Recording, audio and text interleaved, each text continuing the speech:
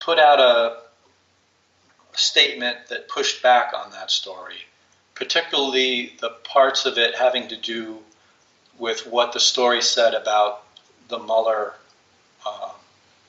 special counsel piece of it.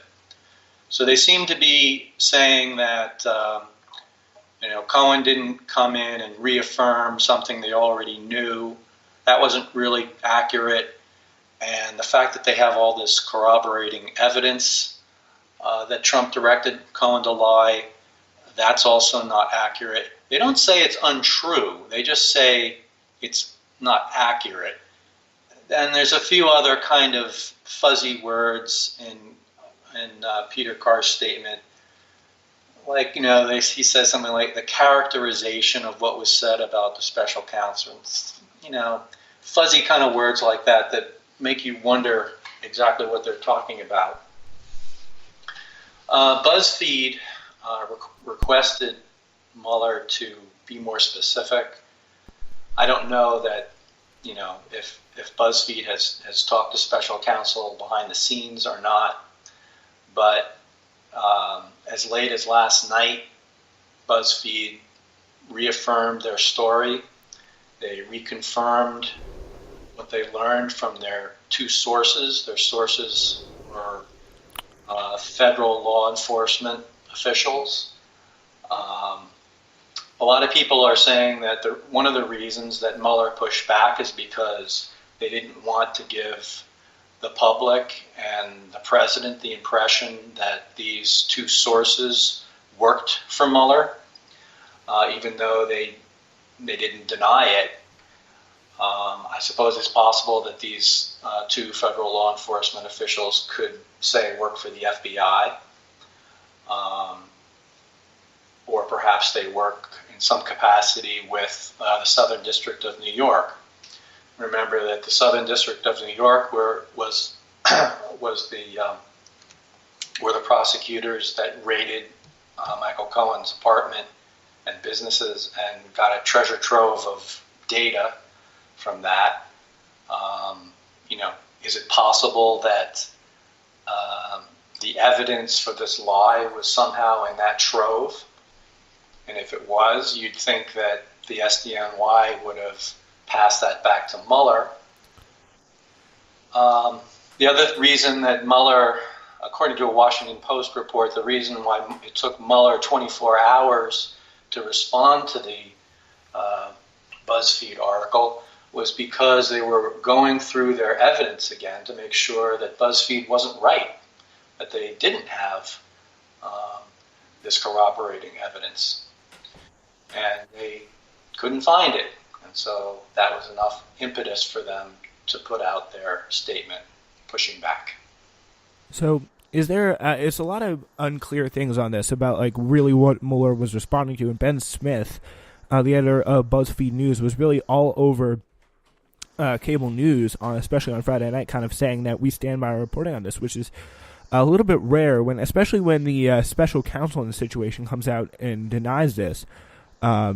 But I mean, really, in the media, BuzzFeed's kind of just been relatively ignored for this, and a lot of people come out and said that BuzzFeed is kind of in the hot seat, which definitely they are after this announcement. But I do kind of think that Ben Smith has a point. It's a little unclear about what they're saying here, and from what I understand here, you can kind of like correct me if I'm wrong on this one, but it was like what they were kind of renewing is what they're kind of denying is that saying that Mueller did not get the impression that these people, these two federal law enforcement officials in the BuzzFeed news story, like they had not talked to Mueller yet, or was that the thing, or that they had talked to them, and Mueller had talked to them and they had not said that. Not talked to who? The two sources? Yeah, Mueller had not talked to the two sources and at all. I didn't hear anything about that, so I don't know. Yeah, it does seem like it's a very like kind of sketchy situation. And do you think there still could be? Do you think there's a chance that like BuzzFeed could be ahead of Mueller in possibly getting to these two sources and talking to them ahead of time before Mueller got to them? I don't know. It's hard to believe that Yeah. something as damaging to the president and as important for national security and the whole investigation would be known by these two federal law enforcement officials, and they wouldn't tell Mueller about it. It just strikes me as very odd. I don't think that would happen. It's a bit of a mystery what's going on here. Apparently, the two BuzzFeed journalists who broke this story are very well regarded, and they've done a lot of groundbreaking journalism in the Moscow Trump story. And so it's not like this the story came out of nowhere. They have good sources, or they had good sources anyway, and apparently these sources are probably ones they've used before. And it's just very perplexing that they could get it so wrong. And it's even more perplexing that they're still standing by their story, which almost makes it sound like Mueller doesn't want this information public, or as soon as Democrats started talking about impeachment very seriously based on this BuzzFeed report, I wonder if that bothered Mueller in some way. And it's hard for me to believe that they would lie about the truth of the BuzzFeed story. But maybe they have bigger reasons. I don't know. I'm really speculating at this point, and I'm not saying this based on anything that I've read. Yeah, it definitely seems incredibly weird that this would happen, and BuzzFeed would still come by and stand by the story. I mean, someone here is it's just the truth here. Someone here is either being a little bit obtuse on BuzzFeed's end, or hiding something on Mueller's end, or keeping something under their chest, because there's no way that both of these realities can hold true at the same time, unless we misinterpreted the statement from Peter Carr about what Mueller wanted to kind of clear up about the situation. Maybe it was to Trump or to Rudy Giuliani in some way to just kind of calm them down. But it just seems so preposterous that these guys, one of them won a Pulitzer Prize for investigative reporting back in 2016. It seems that very strange that they would have published a story that was so easily debunked, or that they would still, after all this time, come back and stand by it. I don't think they would make a move to really be that kind of obtuse about the situation and just keep pushing and say, we are right on this situation. So, yeah, this was not followed up by some of the stories, and that's kind of when we knew we had a little bit of a warning sign. And Ronan Farrow, who has been one of the top reporters from the New Yorker magazine, breaking a lot of stories about sexual harassment, saying he tweeting out, he goes, "I'm unable to speak to the sourcing of the BuzzFeed story," and I am paraphrasing here from what he said. But I wasn't able to corroborate. I had access to similar sources, but I choose not to write it because there was another source that would say that so vehemently denied it, but still. BuzzFeed did actually choose to run with it anyway.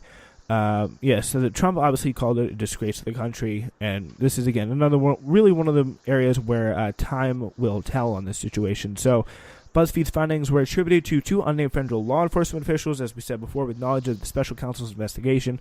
One of the reporters, Anthony Cormier, said on CNN that he had not reviewed the underlying documents, but the two sources had. And they were fully 100% read into that aspect of the special counsel's investigation. So it could be interesting, maybe in some of those underlying documents that they needed to read. That could be where the discrepancy lies. But there has to be some sort of error in this situation, because these two things really just cannot add up. That's right. There's too many discrepancies on both sides to make any sense of it. So something is undisclosed here, and we're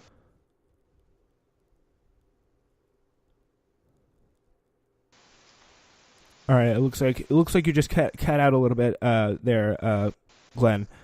I think You can hear me? yeah, I can hear you now, but you just kind of cut out like right after you're saying like something is undisclosed here. Yeah, I was just saying, we're probably going to be in the dark until Yeah, this is sorted out. And I hope that sometime in the it becomes more clear why there's this discrepancy, because things just don't, as you said, they just don't add up right now. yeah. What is the timeline that you can see for future revelations on the Mueller investigation? What is the plan in terms of releasing reports, possibly like more revelations? Well, you mean from Mueller Yeah, himself? yeah, possibly a new Mueller report, more indictments. Like, when can we expect some further clarity on this from what you've heard? Well, a few weeks ago, they were talking about end of February, around the time when Rod Rosenstein was saying how much longer he would stay on as deputy AG. He said he would stay on until the Mueller report was issued, and he was talking about end of February, sometime during February. Now, of course, that could be pushed out, depending on what happens. I know that they've kept the grand jury around for another 6 months, so he's probably not done indicting people. Maybe there's going to be an interim report, at the end of February or sometime in the February Mm-hmm. time. But, it's kind of anybody's guess at this point. Yeah, I feel like it's just really a just kind of a just making a Russian themed analogy here, but this like Mueller report situation's like a matryoshka doll of when you find one Russia report, there's another Russia report, and there's more questions, and another Russia report. And yeah, it just seems like we're just waiting for the day, really, that we can get some sort of a clarity on this issue. And really, speaking of kind of losing clarity, Rudy Giuliani went on Michael Jake Tapper. He went on the Sunday morning TV shows, attacked the BuzzFeed story. That's all he really needed to do. Instead, he ended up acknowledging that maybe Trump did talk to Michael Cohen ahead of Cohen's testimony to Congress about a Trump Tower Moscow deal. But that's a great idea. Saying, we'll read you the quotes here. He said he did well on Meet the Press, telling Chuck Todd he is 100% certain Trump never told Cohen, his former consigliere, to lie to Congress about the proposed multi-million-dollar deal in Russia. Among other things, Cohen told the Senate Intelligence Committee that negotiations over a Trump Tower Moscow deal were dead in the water by January 2016, when in fact they had continued well into the presidential campaign that year.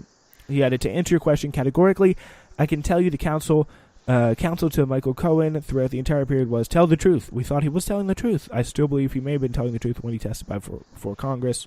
And that's what he said to Jake Tapper, but then to Chuck Todd. But then he went on to the Union. He told Jake Tapper, as far as I know, President Trump did not have discussions with Cohen. Certainly had no discussions with him in which he counseled him to lie. Giuliani continued, if he had any discussions with him, they would be about the version of events that Michael Cohen gave them, which they all believe was true. I believed it was true. I still believe it may be true. So yeah, it's still, he's leaving the open for that. And it just kind of follows a continuing pattern of just very sketchy statements from people like Kellyanne Conway, who've Hogan Gidley, the White House deputy, whatever, communications assistant, something like that. And they've all come out and like not really, like they've sort of denied it, sort of said like, you look at the President Trump's Twitter feed, look at this, look at that. We're talking about this, thinking about that, and nothing really affirmative on this, which really is really strange. Like, well, you think this, you can chalk this up to just kind of a communications incompetence or something more? Oh, I don't know. It almost sounds like they don't want to lie straight out and say that the president, didn't make this direction. And the president himself hasn't, as far as I know, hasn't come out and denied it. He's basically just said that the BuzzFeed article is a disgrace. So it's, I don't know.